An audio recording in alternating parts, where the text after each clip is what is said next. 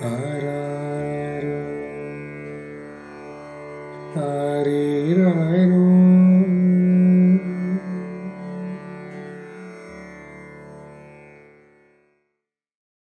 அம்மா ஒரு கதை சொல்லு.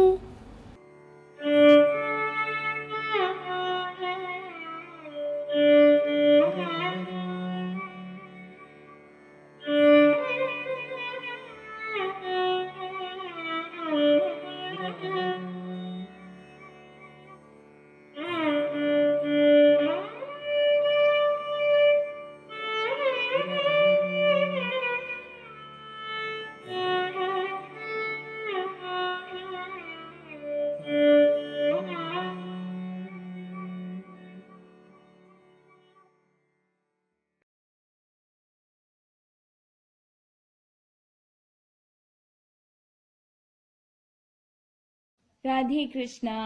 हम सबके मन में एक प्रश्न होगा, भगवान के नाम का जाप करने से हमें क्या मिलेगा, या हमें भगवान के नाम का जाप क्यों करना चाहिए।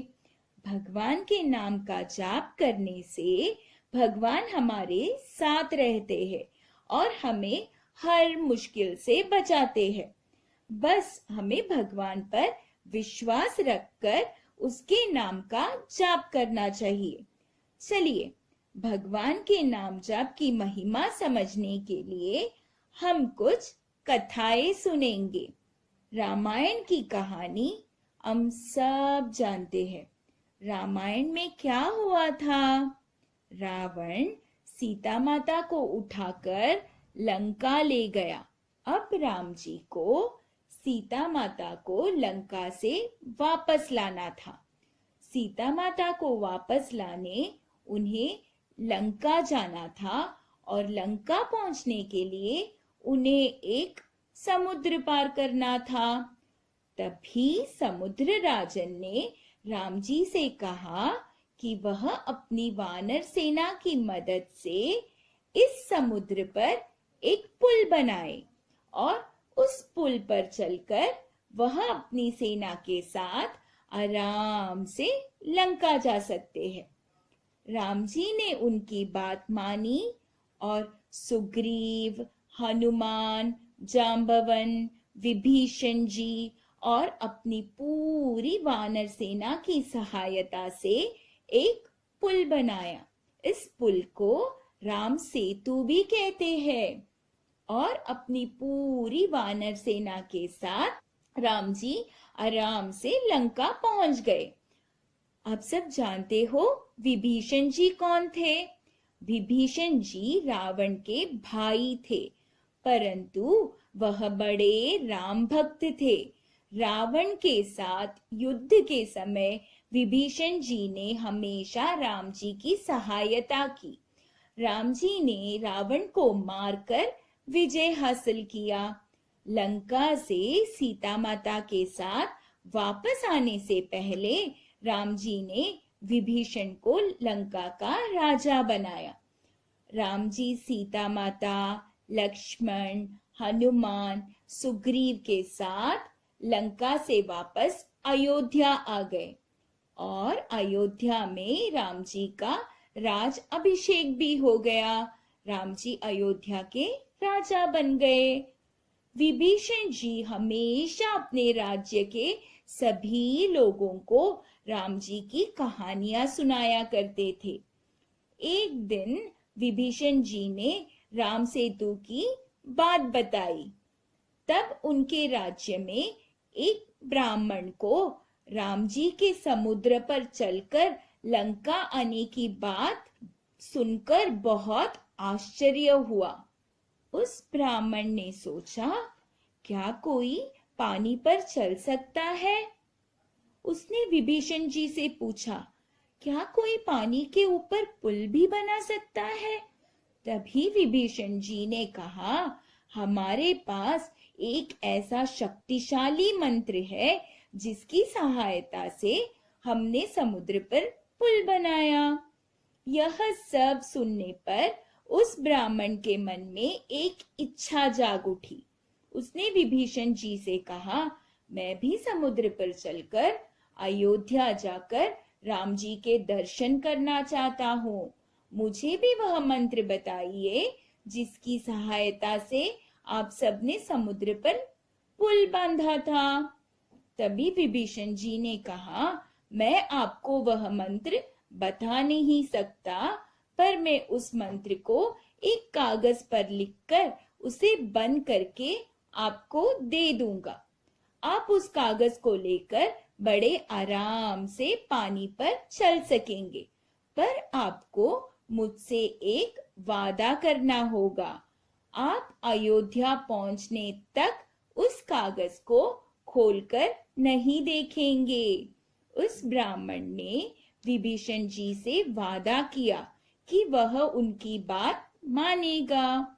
विभीषण जी ने एक कागज पर कुछ लिखा और उसे बंद करके उस ब्राह्मण के हाथ में दे दिया और कहा, आप अब आराम से लंका से समुद्र पर चलकर अयोध्या जा सकते हैं, पर याद रखिए कि आप अयोध्या पहुंचने तक इस कागज को खोलकर नहीं देखेंगे। ब्राह्मण बड़ी खुशी से कागज के टुकड़े को लेकर निकल पड़ा। जैसे ही वह समुद्र के निकट पहुंचा, उसने बड़ी हिम्मत करके अपना एक पैर समुद्र के पानी में रखा। जब उसने देखा कि उसका पैर पानी के ऊपर है और वह पानी में डूबा नहीं, तो उसने धीरे से अपना दूसरा पैर भी पानी में रखा। वह यह देखकर बहुत खुश हो गया कि उसके पैर पानी के ऊपर थे और वह पानी पर चल सकता था। जैसे जैसे वह पानी पर चल रहा था, वह पूरे समय विभीषण जी के दिए हुए मंत्र के बारे में सोच रहा था। उसे कागज पर लिखे उस मंत्र पर पूरा विश्वास था। समुद्र का तट अभी कुछ ही दूरी पर था।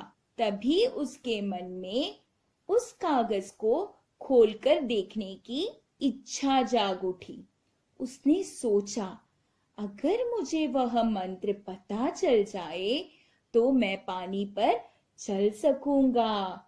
यह सोचकर उसने धीरे से उस कागज को अपनी पोटली से निकाला और उसे खोलकर देखा। देखते ही वह आश्चर्यचकित हो गया। उस पर लिखा था, राम राम। ब्राह्मण ने सोचा, क्या इस छोटे से शब्द के बल पर मैं पानी पर चल पा रहा हूँ? क्या इस शब्द में इतनी शक्ति है? जैसे ही ब्राह्मण को राम शब्द पर शंका हुई और उसका विश्वास डगमगाया, वैसे ही उसके पैर पानी में डूबने लगे और वह पानी में गिरने ही वाला था कि डर के मारे उसके मुंह से राम राम राम का नाम निकलने लगा। जैसे ही वह राम नाम का जाप करने लगा, वह फिर से बड़ी आसानी से समुद्र पर चलने लगा और उसने समुद्र पार कर लिया। ब्राह्मण को राम नाम में छिपी शक्ति का ज्ञात हुआ। वह समझ गया कि अगर हम पूरे विश्वास और श्रद्धा से राम नाम का जाप करेंगे तो सभी संकटों को आसानी से पार कर सकते हैं। उसने सोचा, मुझे तो भगवान के नाम पर ना ही श्रद्धा थी और ना ही उस पर विश्वास था, फिर भी प्रभु श्री राम जी ने मेरी सहायता की, तो अगर मैं पूरे विश्वास और श्रद्धा से राम जी के नाम का जाप करूंगा तो मेरा जीवन सफल हो जाएगा। वह ब्राह्मण राम का बड़ा भक्त बन गया और हमेशा राम का नाम जाप करने लगा। नाम जाप के महत्व को समझने के लिए हम एक और कहानी सुनते हैं। हम सब महाभारत की कहानी अच्छे से जानते हैं। महाभारत में कौन थे, महाभारत में पांडव थे और कौरव भी थे। पांडवों के साथ भगवान श्री कृष्ण थे। महाभारत में द्रौपदी की वस्त्रहरण की घटना से भी हम सब परिचित हैं। द्रौपदी के वस्त्रहरण के समय दरबार में उपस्थित युधिष्ठिर, अर्जुन, भीम, भीष्म पितामह जैसे महान योद्धा भी द्रौपदी की मदद नहीं कर पाए। पर क्या आप सब जानते हैं उस दिन द्रौपदी की सहायता किसने की थी? चलिए मैं बताती हूँ। दुर्योधन के कहने पर दुशासन द्रौपदी का वस्त्रहरण करने लगा। जब द्रौपदी ने देखा कि कोई भी उसकी मदद नहीं कर पा रहा है, तब वह भगवान श्री कृष्ण को पुकारने लगी। उसने दोनों हाथों को ऊपर उठा लिया और वह कह रही थी, गोविंदा पुंडरीकाक्षा रक्षमाम शरणागतम। उसने प्रार्थना की, हे मेरे गोविंदा, हे मेरे पुंडरीकाक्षा, यहाँ कोई भी मुझे नहीं बचा सकता। मैं भी अपने आप की रक्षा नहीं कर सकती। मैं तुम्हारे शरण में आई हूँ, मेरी रक्षा करना प्रभु। उस समय भगवान श्री कृष्ण अपने निवास स्थान में उनकी पत्नी सत्यभामा के साथ शतरंज का खेल खेल रहे थे। जैसे ही द्रौपदी उन्हें पुकारने लगी, वह बड़ी तेजी से उठे और जितनी तेजी से उठे उतने ही आराम से फिर से आकर बैठ गए। तभी सत्यभामा ने पूछा, प्रभु आप अभी तेजी से उठे और फिर से आकर क्यों बैठ गए? तभी कृष्ण ने सत्यभामा को द्रौपदी के वस्त्राहरण की सारी बात बताई। सत्यभामा गुस्से में बोली, प्रभु आप यहाँ आराम से बैठे हो, आपको तो उसकी मदद के लिए जाना चाहिए।